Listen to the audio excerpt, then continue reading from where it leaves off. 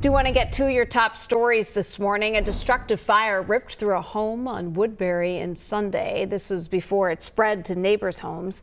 Now, this is the damage from above. We are still working to learn more details, but so far we do know that no one was hurt. The fire chief in Woodbury says the people were home at the time, but someone who was passing by alerted them to the fire. Multiple cars also destroyed. Now, in this video here, the fire, you can see it may have started in the garage or what could have been a garage. Investigators still determining the exact cause. This was a major firefight, though. Firefighters from 7 nearby cities were called in to help. We've learned new information on a crash involving a St. Paul fire engine Saturday night. One passenger of that car involved in the crash has died from her injuries. The crash happened around 6:45 p.m. on Saturday. A fire engine was responding to an emergency when the crash occurred. The man and woman in the car were both in their 70s and needed to be freed from the vehicle. They were both taken to the hospital where the woman later died. No one inside the fire engine was hurt. The Minnesota State Patrol is investigating the crash. A new report shows that Minnesota overpaid unemployment benefits during the pandemic. We're talking about hundreds of millions of dollars. Our Barrett Leone joins us live in the studio to break down those findings for us, Barrett. Yeah, Minnesota overpaid about $430 million in unemployment insurance during the pandemic. And that's according to the U.S. Department of Labor. The feds say it's mostly because of errors made by people claiming those benefits. The department says these claims happened between July 2020 and June 2023. The state's not alone in these payouts. In fact, Minnesota falls into a category of nearly 3 dozen states that had unemployment insurance overpayments during the 3-year pandemic period. Nationally, the country paid out $980 billion during the pandemic. House Minority Leader Lisa DeMuth has come forward condemning the fraud and what she calls waste revelation. $430 million might seem like a huge number, but the state is actually on the lower end when you compare its total to other states. So we'll have more on that coming up in the next half hour. All right. Thank you so much, Barrett.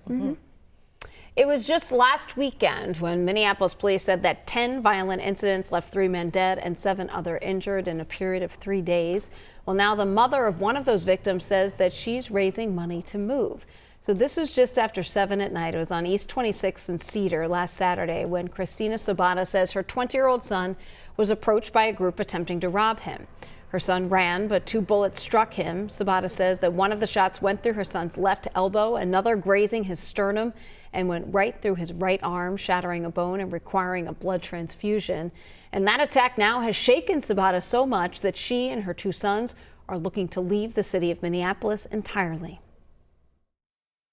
I serve the community, so that's still something I want to do to help create change. Hopefully this will help, spread awareness and keep other children and families safe so that this doesn't happen, to them either. So we did look into crime trends in the East Phillips neighborhood. So far this year, there have been 2 homicides and 115 reports of gunfire. It's actually down from 3 years ago when there were 189 reports of gunfire in 2021. Police in Rochester are investigating after a state lawmaker's home was tagged with racist graffiti. Representative Kim Hicks says it happened early Saturday morning. Her home and political signs for the Biden and Harris campaigns were defaced with swastikas, racial slurs, and Ku Klux Klan signatures. Hicks says her home security video showed 2 or 3 people spray painting her property, but she says it won't change her approach to her job. We don't scare easily, so we're just going to keep talking to folks about the vision we have for Rochester and for Minnesota. This isn't who Rochester is. This isn't who Minnesota is. This is a small group of people who have hate in their heart. Neighbors and other DFL lawmakers came over to help repaint what they could and get rid of the graffiti. Hicks is running for re-election and says her diverse family and her position as a lawmaker make her a target.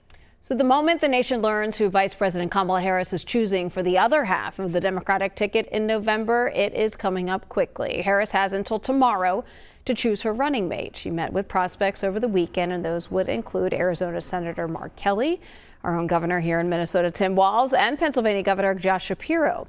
Now, once Harris reveals her choice, the newly minted ticket will set out on a 7-state battleground tour. It'll start in Pennsylvania, then I'll head to Wisconsin, Michigan, North Carolina, Georgia, Arizona, and Nevada. Meanwhile, Republican Senator Tom Cotton of Arkansas says Harris has yet to be tested on the campaign trail. I think we always knew this campaign was going to be a close race. But remember, she's only been the nominee for 2 weeks now. She hasn't answered a single question, not one single question by the media. Now, Harris does have a 1-point edge nationally in a CBS poll, which stands in stark contrast to President Biden's numbers. He was down 5 points nationally when he exited the race.